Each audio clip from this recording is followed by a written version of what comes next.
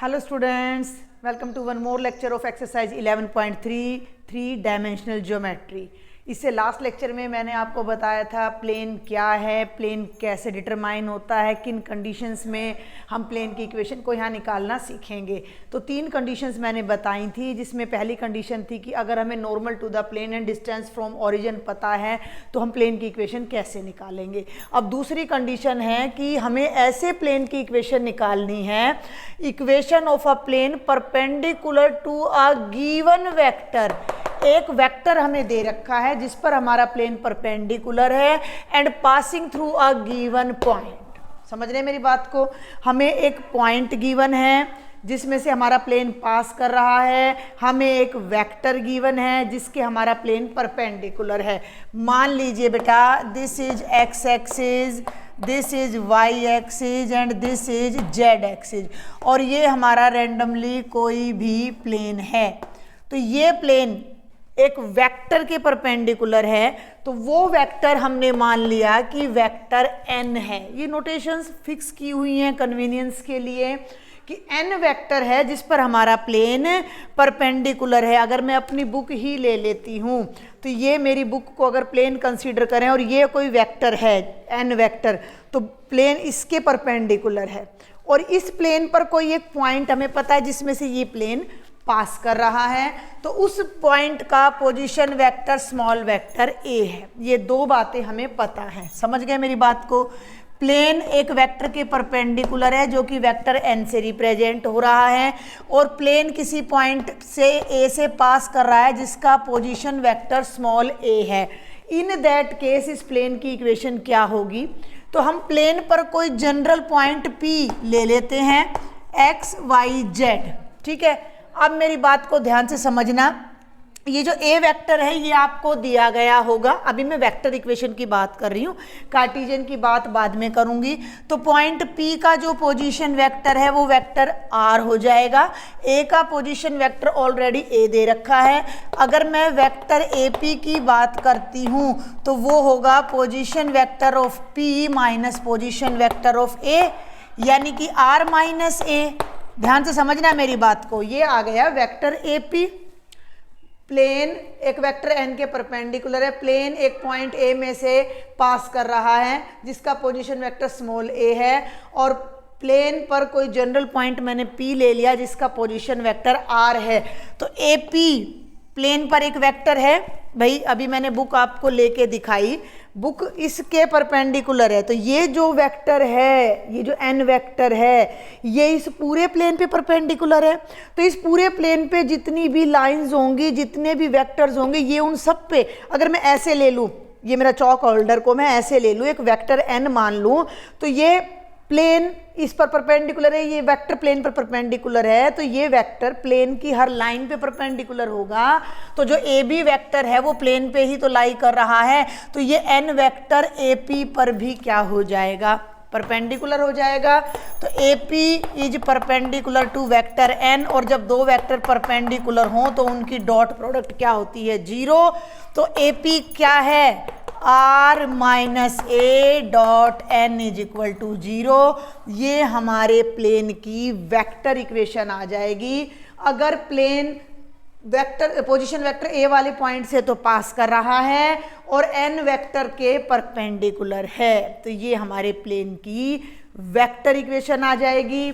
इसी प्लेन की जब मैं कार्टेशियन इक्वेशन की बात करती हूँ तो हमें इसके भी कंपोनेंट्स लेने पड़ेंगे और n के भी। मैं आपकी बुक वाले कंपोनेंट्स ही उठा लेती हूँ। तो बुक वाले ने क्या किया हुआ है कि जो वेक्टर n है वो ai, क्योंकि मैंने जो कल लास्ट लेक्चर में समझाया था उसमें मैंने बुक वाले कंपोनेंट नहीं उठाए थे, तो कुछ स्टूडेंट्स को प्रॉब्लम हो सकती है। ai plus bj plus ck, vector n जिसके हमारा प्लेन परपेंडिकुलर है।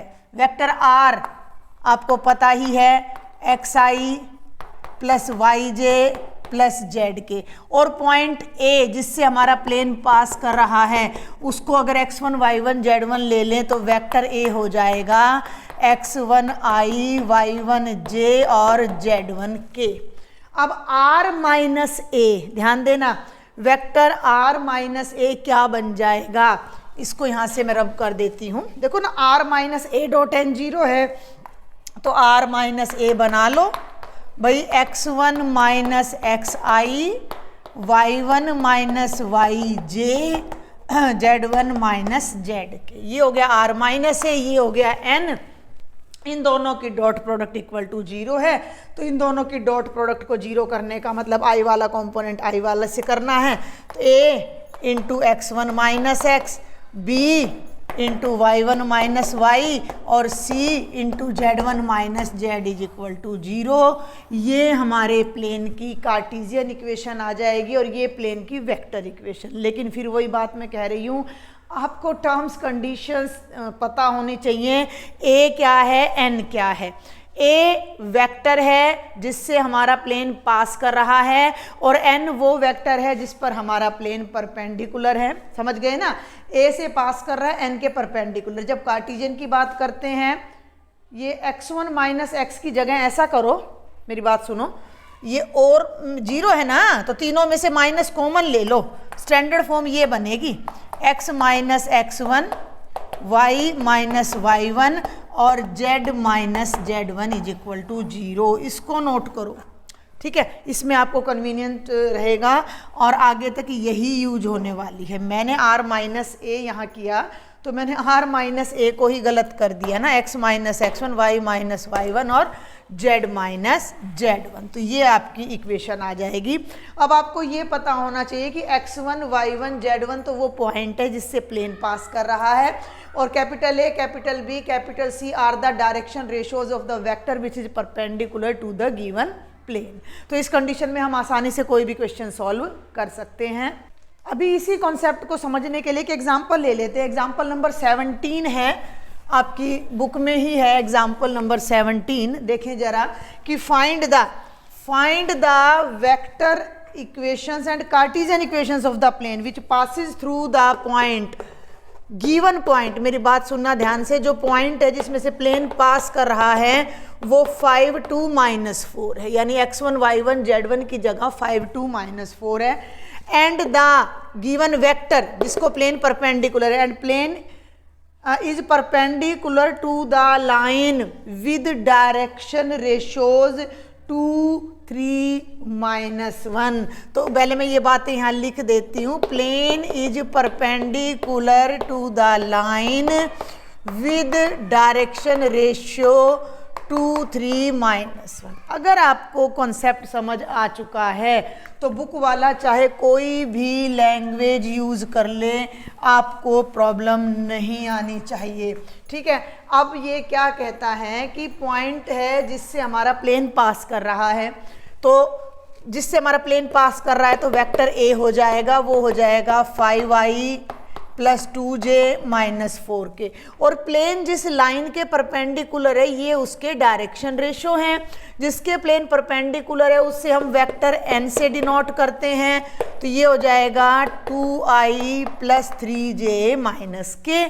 अब प्लेन की वेक्टर इक्वेशन ये है, तो यहाँ वैल्यू पुट कर दो। मैंने बोला था वेक्टर इक्वेशन में r को एज इट इज रखना है, माइनस a, तो a की जगह यहाँ ब्रैकेट लगा के आप लिख दीजिए 5i plus 2j minus 4k, और डॉट n की जगह आप लगा दीजिए 2i plus 3j minus k is equal to 0। ये आपके प्लेन की वेक्टर इक्वेशन आ जाएगी। इससे आगे आपने इसको छेड़ना ही नहीं है, क्लियर है। इससे आगे इसको हाथ ही नहीं लगाना है। और जब मैं कार्टेशियन पे आ जाती हूँ तो भाई x1 5 है, y1 2 है, z1 हमारा -4 है, क्लियर। और ये हमारे उस लाइन के डायरेक्शन रेशियो हैं जिस पर हमारा प्लेन परपेंडिकुलर है।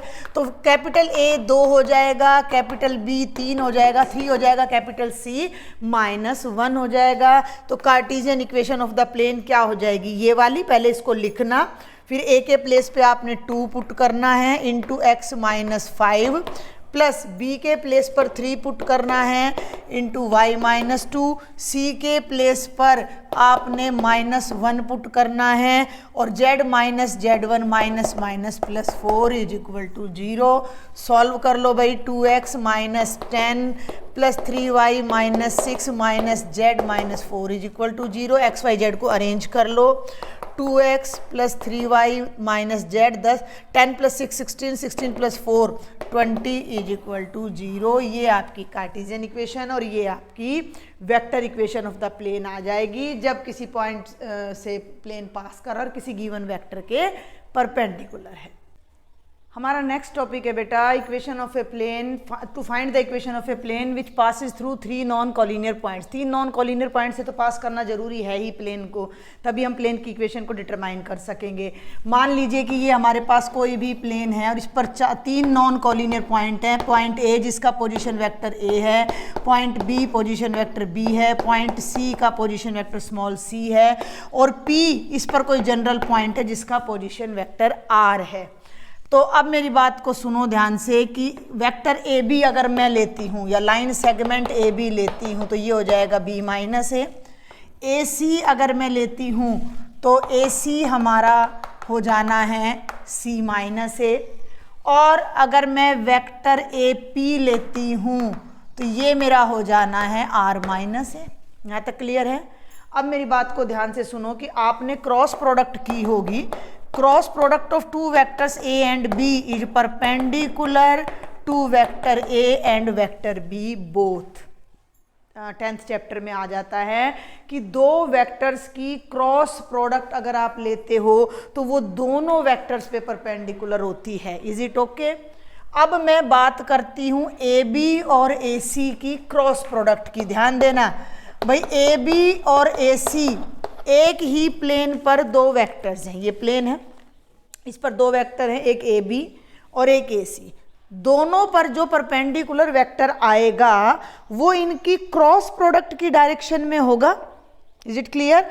ठीक है भाई, A B cross A C A B के भी परपेंडिकुलर है, ए बी क्रॉस ए सी से जो नया वेक्टर आएगा वो ए सी के भी परपेंडिकुलर है, और ए बी और ए सी तो दोनों ऑलरेडी कोप्लेनर हैं। इट मीन्स जो A B cross A C vector आएगा वो पूरे के पूरे इस प्लेन पर परपेंडिकुलर होगा। समझ आई बात?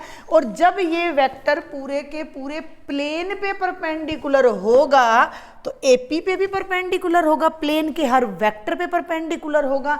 तो A B cross A C is perpendicular to A P also.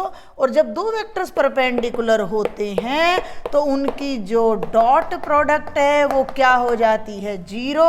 तो ये बन जाएगा R minus A dot B minus A cross C minus A is equal to 0, which gives you the vector equation of the plane passing through 3 non-collinear points with position vectors a, b and c respectively।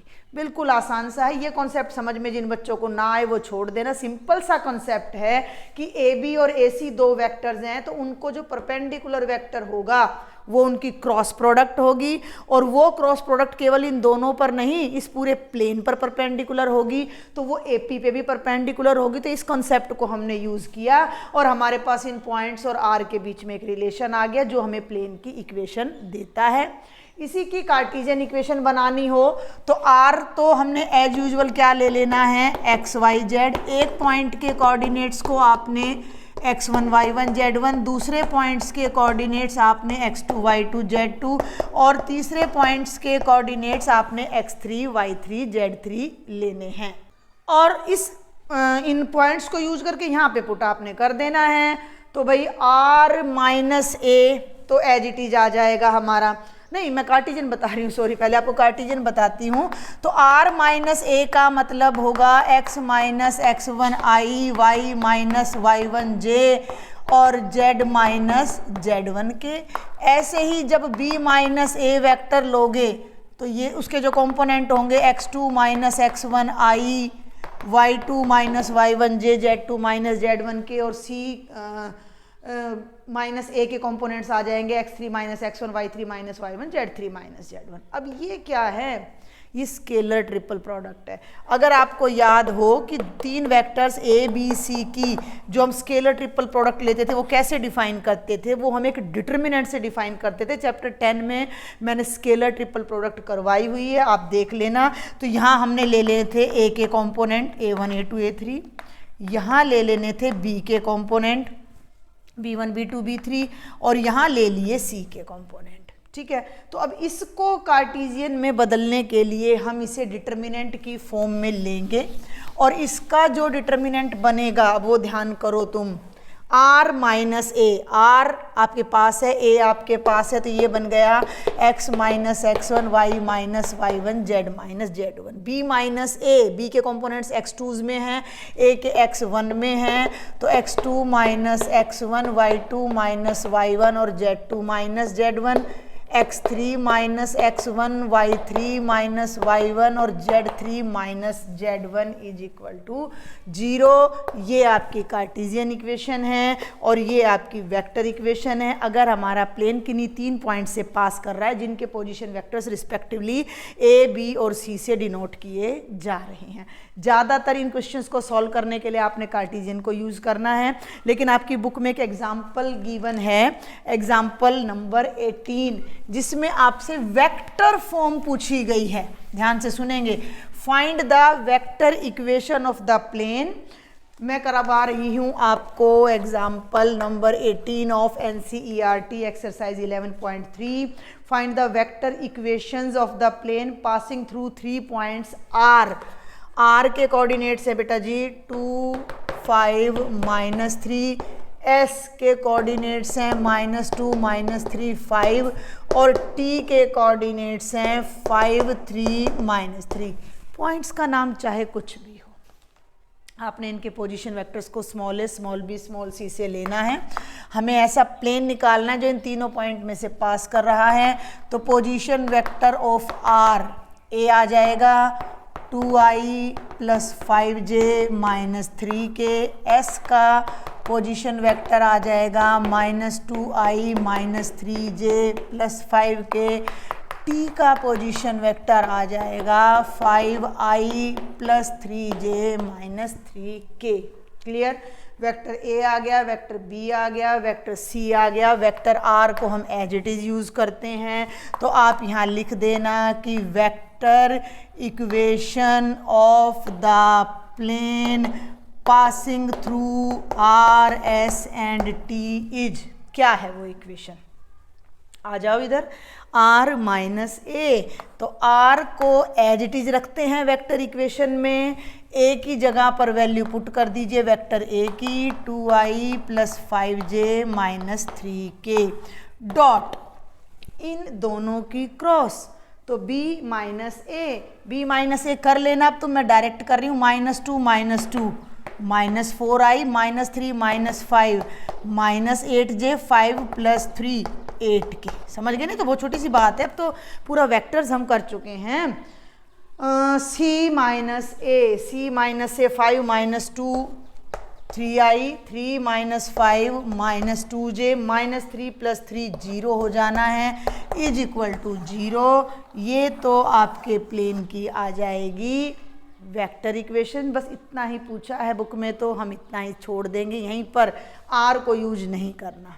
लेकिन अगर आगे कहीं book वाले ने ये नहीं कहा कि वेक्टर इक्वेशन फाइंड करो, तो आपने कार्टेशियन ही निकालनी है, और कार्टेशियन आपने यहाँ से निकालनी है। तो मैं साथ के साथ आपको कार्टेशियन इक्वेशन भी बता रही हूँ इसी एग्जाम्पल से, ठीक है ना, ताकि आप एक्सरसाइज ट्राई कर सको।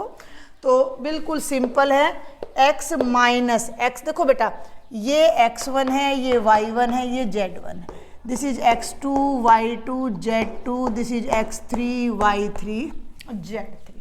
तो ये हो जाएगा x - 2y - 5 एंड z + 3। उधर चले जाओ, x2 -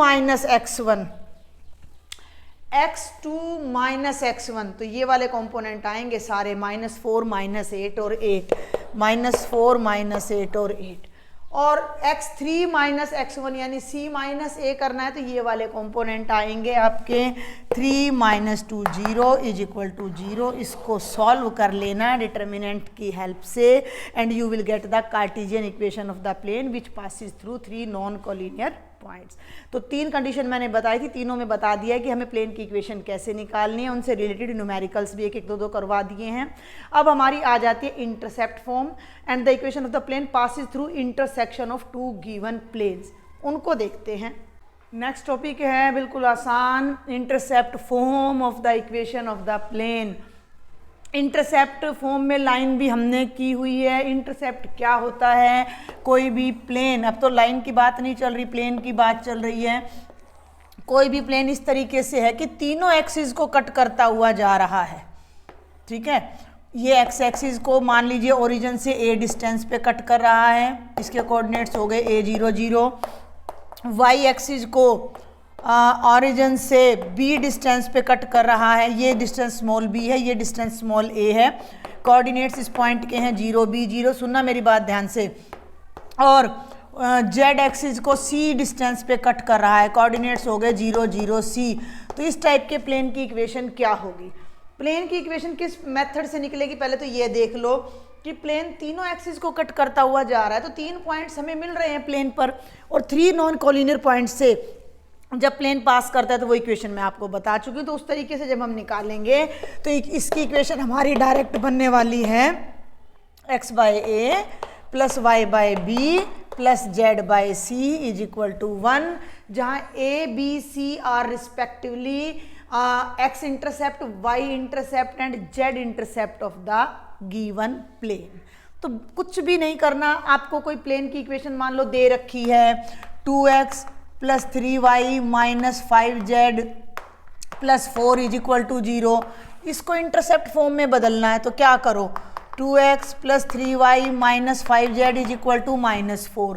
मुझे यहाँ 1 चाहिए तो दोनों साइड्स में माइनस 4 से डिवाइड करो, तो ये इसके नीचे अलग हो जाएगा, x by minus 2 3y by minus 4 minus minus plus is equal to 1। अभी भी ये इस फॉर्म में नहीं आया, ध्यान दो, x by minus 2 y by minus 4 by 3 z by 4 by 5 is equal to 1। तो ये हमारे प्लेन की, इस प्लेन की इंटरसेप्ट फॉर्म हो जाएगी। ये x एक्सिस को माइनस 2 पे, y एक्सिस को माइनस 4 बाय 3 पे और z एक्सिस को 4 बाय 5 डिस्टेंस पे कट कर रहा है।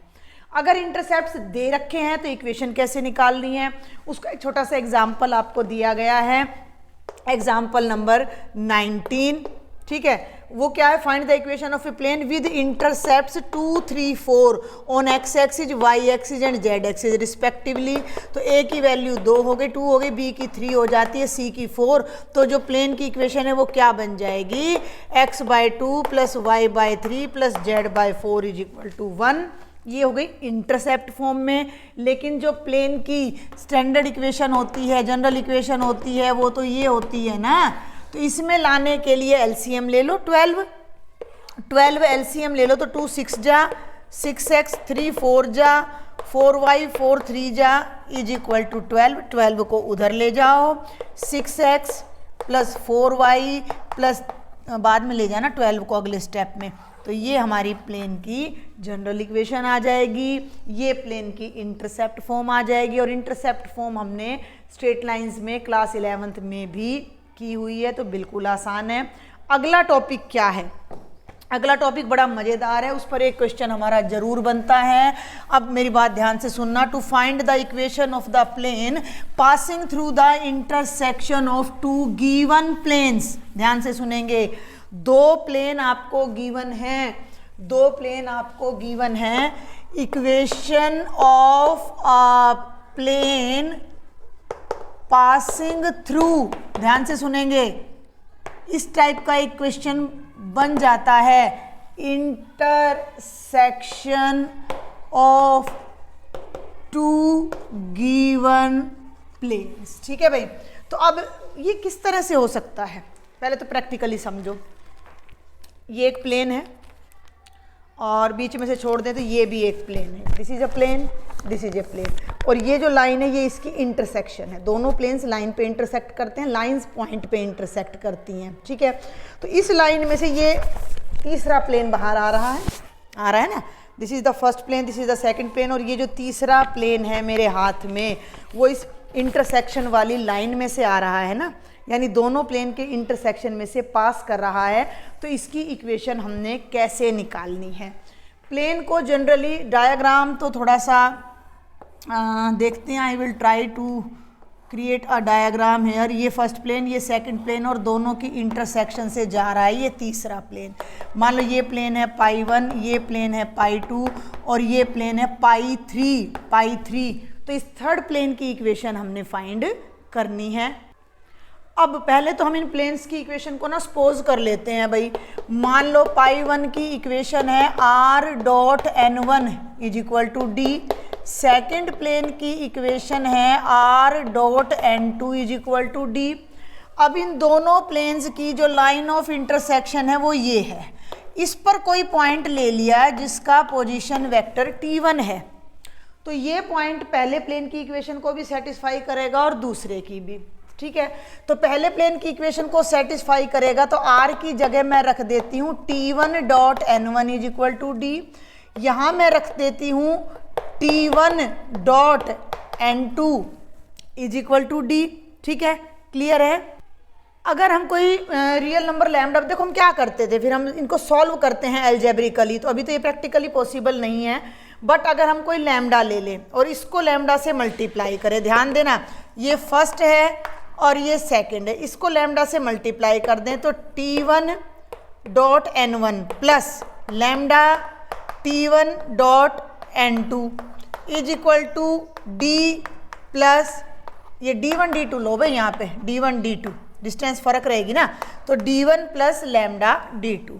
इसको देखो जरा, t1 यहाँ है, t1 यहाँ है, t1 को मैंने कॉमन ले लेना है, n1 plus lambda n2 is equal to d1 plus lambda d2। अब जो ये पॉइंट मैंने t1 चूज किया है ये तो आर्बिट्रेरी है, यानी कि इस लाइन पर जितने भी पॉइंट्स होंगे वो सारे के सारे इस वैल्यू को सेटिस्फाई करेंगे। इस लाइन पर जितने भी पॉइंट्स होंगे वो सारे के सारे इस वैल्यू को सेटिस्फाई करेंगे। तो एक जनरल वेक्टर इसकी जगह अगर मैं r ले लूँ, r डॉट जो कि इस कॉमन लाइन पे लाई कर रहा है, ये बात ध्यान करना, n1 plus lambda n2 is equal to d1 plus lambda d2। तो ये इक्वेशन एक प्लेन ही तो है भाई, ये यूनिट वेक्टर्स हैं, r1 r डॉट n लगा लो इज इक्वल टू डी, तो ये हमारी प्लेन की स्टैंडर्ड इक्वेशन आ गई। और ये प्लेन पर जो ये वेक्टर है ये वो वेक्टर है जो इस कॉमन लाइन पे लाई कर रहा है, यानी फर्स्ट प्लेन भी इसको सेटिस्फाई कर रहा है और सेकंड भी, और ये इटसेल्फ एक प्लेन है। तो ये इक्वेशन इस थर्ड प्लेन की ही रह जाएगी। समझ में आ रही बात, जो इनके कॉमन पॉइंट से पास कर रहा है। फिर भी अगर आपको डिटेल समझ में ना आए तो आप जस्ट इतना याद रखो कि अगर हमें दो प्लेन्स दे रखे हैं और उनकी इंटरसेक्शन से थर्ड प्लेन ने पास करना है तो वो इक्वेशन क्या होगी, first plane plus lambda times of second plane is equal to 0। तो यहाँ से कैसे होगा कि हाँ इसका लैम्डा टाइम्स, तो ये हो जाएगा r dot n1 plus lambda n2 आ चुका है वैसे ये यहाँ पर, is equal to d1 plus lambda d2। ये हमारे थर्ड प्लेन की इक्वेशन हो जाएगी जो दोनों के इंटरसेक्शन से पास करेगा। लैम्डा के लिए आपको कोई ना कोई कंडीशन मिलेगी जिसकी हेल्प से आप लैम्डा फाइंड कर सकोगे। इसी की कार्टेशियन फॉर्म भी मैं आपको बता देती हूँ। मान लीजिए कि पहला प्लेन है आपका ax plus by, a1x plus b1y plus c1z is equal to d1, तो इसको मैं इधर ले आई। और दूसरा प्लेन है a2x plus b2y plus c2z minus d2 is equal to 0। तो दोनों की इंटरसेक्शन से जो प्लेन पास करेगा वो first plus lambda times of second, तो वो बन जाएगा a1x plus b1y plus c1z minus d1 और plus lambda times a2x plus b2y plus c2z minus d2 is equal to 0। ये हमारा थर्ड प्लेन आएगा। इस पर आपको कोई ना कोई कंडीशन दी गई होगी जिसको यूज़ करके आप लैम्डा निकालोगे, लैम्डा को वापस रिप्लेस करोगे तो you will get the equation of the plane which passes through the intersection of two given planes. ठीक है, कॉन्सेप्ट बहुत ही ईजी है, इसको हम एक न्यूमेरिकल की हेल्प से समझते हैं ताकि अच्छे से बात समझ में आ जाए। और अगर लेक्चर समझ में आता है, कुछ आपको बेनिफिशियल लगता है तो एक लाइक कर दिया करो, शेयर कर दो, और सब्सक्राइब नहीं किया है तो जल्दी से कर लो। इसी टॉपिक पर हमें एग्जाम्पल दिया गया, example number 20, find the vector equation of the plane passing through intersection of these two planes and passing through the point 1 1 1। दो प्लेन हैं, उनकी इंटरसेक्शन से तीसरा प्लेन जा रहा है और वो तीसरा प्लेन 1 1 1 से पास कर रहा है।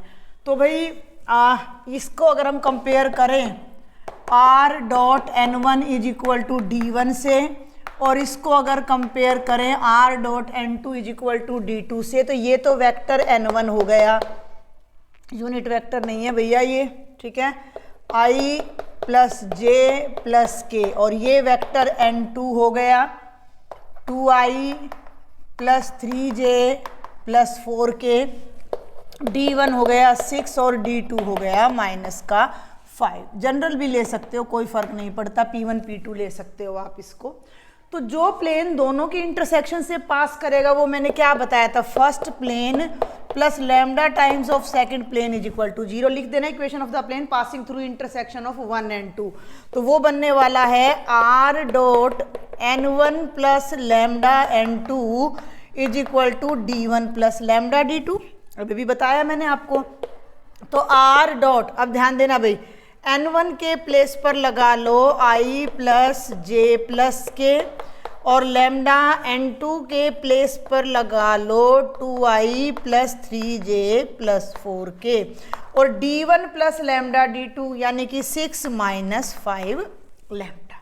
ये लैम्डा कहाँ से लाएं, ये हमारा नया प्लेन आ गया, लैम्डा के लिए ये प्लेन 1 1 1 से पास कर रहा है, ये प्लेन 1 1 1 से पास कर रहा है, तो वो 1 1 1 इसकी इक्वेशन को सेटिस्फाई करेगा। तो इसकी इक्वेशन में एक्स वाई जेड की जगह 1 1 1 रख दो, लेकिन एक्स वाई जेड तो नहीं है, एक्स वाई जेड लाने के लिए आपने आर के प्लेस पर लगाना है एक्स आई plus y j plus z के, अल्टीमेट तो आपको इसको कार्टेशियन में बदलना ही पड़ेगा, डॉट इन दोनों को इकट्ठा ले लो, देखो 1 और plus 2 lambda i, 1 plus 3 lambda j, और बेटा जी 1 plus 4 lambda k is equal to 6 minus 5 lambda. और ये प्लेन 1 1 1 से पास कर रहा है, तो मैं इसमें x, y और z तीनों की जगह 1 रख दूंगी, क्योंकि जिस पॉइंट से कोई लाइन, कोई प्लेन, कोई कर्व पास करता है वो उस पर्टिकुलर कर्व की इक्वेशन को वो पॉइंट सेटिस्फाई करता है। तो अब हम यहाँ पर क्या करने जा रहे हैं कि इसके अंदर 1 1 1 पुट करने जा रहे हैं, ध्यान देना। तो 1 1 1 जब मैं पुट करूँगी, साफ करूँ क्या हो जाएगा, चलो 1 1 1 रखूँगी तो ये बनेगा भाई i प्लस जे प्लस के, और डॉट में ये पूरा वेक्टर 1 प्लस 2 लैम्डा आई, और बेटा जी 1 प्लस 3 लैम्डा जे, और 1 प्लस 4 लैम्डा के, और is equal to 6 minus 5 lambda. ये भी वेक्टर है, ये भी है, दोनों की डॉट प्रोडक्ट कर दो, आई का कंपोनेंट 1 है और यहाँ 1 प्लस 2 लैम्डा, तो ये प्रोडक्ट आ जाएगी। फिर 1 है, ब्रैकेट ना ही लगाऊं मैं, देखो क्योंकि 1 से ही करना है, माइनस कहीं है नहीं, इसकी इससे प्रोडक्ट करोगे तो 1 प्लस 3 लैम्डा, और इसकी इससे प्रोडक्ट करोगे तो 1 प्लस 4 लैम्डा। 4 प्लस 3, 3 प्लस 2 नहीं, 4 plus 3 7, 7 plus 2 9 lambda plus 3 is equal to 6, 5 lambda को इधर ले आओ, 14 lambda is equal to 3, lambda की वैल्यू आ जाएगी 3/14। वो वैल्यू यहाँ रखनी है। अब आपने मेरी बात ध्यान से सुन लो, क्योंकि इसने बोला है कि वेक्टर इक्वेशन निकालो, वेक्टर इक्वेशन में आर यूज करना है आपने, वेक्टर इक्वेशन में, या फिर ऐसा करो यहाँ पुट कर लो, ये तो सॉल्व हो ही गया ना, यहाँ पुट कर लो, इसको मत रखना, इसको आर रखना। तो लैम्डा की वैल्यू जब हम यहाँ रखेंगे तो ये बनेगा xi plus y j plus z k, और is equal to 6 minus 5 lambda. और ये प्लेन 1 1 1 से पास कर रहा है, तो मैं इसमें x, y और z तीनों की जगह 1 रख दूंगी, क्योंकि जिस पॉइंट से कोई लाइन, कोई प्लेन, कोई कर्व पास करता है वो उस पर्टिकुलर कर्व की इक्वेशन को वो पॉइंट सेटिस्फाई करता है। तो अब हम यहाँ पर क्या करने जा रहे हैं कि इसके अंदर 1 1 1 पुट करने जा रहे हैं, ध्यान देना। तो 1 1 1 जब मैं पुट करूँगी, साफ करूँ क्या हो जाएगा, चलो 1 1 1 1 रखूँगी तो ये बनेगा डॉट, ध्यान से देखना, 1 + 2 लैम्डा ना, तो ये हो गया 1 + 2 3 जा 6/14i, 1 + 3 लैम्डा तो 9/14j, और भाई 1 + 4 लैम्डा तो 4 कितना हो जाएगा 12/14k। ये तो आ गई लेफ्ट साइड, और राइट साइड में जब लैम्डा रखोगे तो 6 माइनस, भाई लैम्डा की वैल्यू 3/14 है, 5 से मल्टीप्लाई करोगे तो 15/14 आ जाएगी। अब इसको जरा सॉल्व कर लीजिए, ये मुझे थोड़ा सा यहाँ से रब करना पड़ेगा। अब मेरी बात को ध्यान देना कि इसको तो फिर से r कर दो, और ये हो जाएगा 14 1 जा 14 + 6 20/14 आई, ध्यान देना, 14 1 जा 14 + 9 23 बाय, मैंने काटा नहीं है, कट नहीं करना है, 14 1 जा 14 प्लस कितना है वो 12, कितना हो गया 26/14k, और ये हो जाएगा 14 6 जा 84, और 84 में से 15 करोगे, 14 में से 5 गए 9, 7 में 69/14, दोनों साइड से 14 हट जाएगा, इसलिए मैंने यहाँ कट नहीं किया था, और ये बन जाएगा r.20i 23j 26k = 69। ये वो थर्ड प्लेन है जो दोनों गिवन प्लेन्स की इंटरसेक्शन से पास कर रहा था। तो आज यहीं क्लोज करूंगी, ज़्यादा बड़े बड़े लेक्चर्स नहीं बनाएंगे, इसको आराम से देखें, समझें, इन पर बेस्ड अपनी एक्सरसाइज की प्रैक्टिस करें। अच्छा लगे तो ज़रा लाइक कर दें, कुछ डाउट हो कमेंट बॉक्स में लिखो, एक टेलीग्राम ग्रुप बनाया हुआ है उसको भी ज्वाइन कर सकते हो, सब्सक्राइब करना ना भूलें। Thank you.